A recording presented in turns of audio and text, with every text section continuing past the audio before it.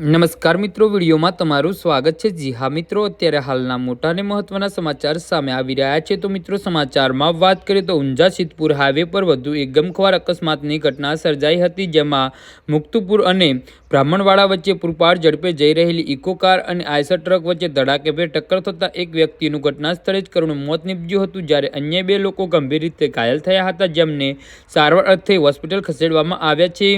Eco car ઊંઝાથી Siddhpur તરફ જઈ રહી હતી, ત્યારે સામેથી આવી રહેલા આઈસર ટ્રક સાથે અચાનક જોરદાર અથડામણ સર્જાઈ હતી। તો અકસ્માત એટલો ભયાનક હતો કે ઇકો કારનો આગળનો ભાગ સંપૂર્ણપણે ચકનાચૂર થઈ ગયો હતો અને વાહનના કુરચે કુરચા ઉડી ગયા હતા। ઘટનાના પગલે હાઈવે પર અફરાતફરીનો માહોલ સર્જાયો હતો। અકસ્માતની જાણ થતાં સ્થાનિક લોકો તાત્કાલિક મદદ માટે દોડી આવ્યા હતા, સાથે જ 108 એમ્બ્યુલન્સ અને પોલીસ ટીમ પણ ઘટના સ્થળે પહોંચી હતી। જી હા મિત્રો, તો આના વિશે તમારું શું કહેવું છે તો નીચે અમારી કમેન્ટ બોક્સમાં જરૂરથી જણાવજો અને અમારી યુટ્યુબ ચેનલને સબસ્ક્રાઈબ કરવાની ભૂલતા નહીં। ધન્યવાદ।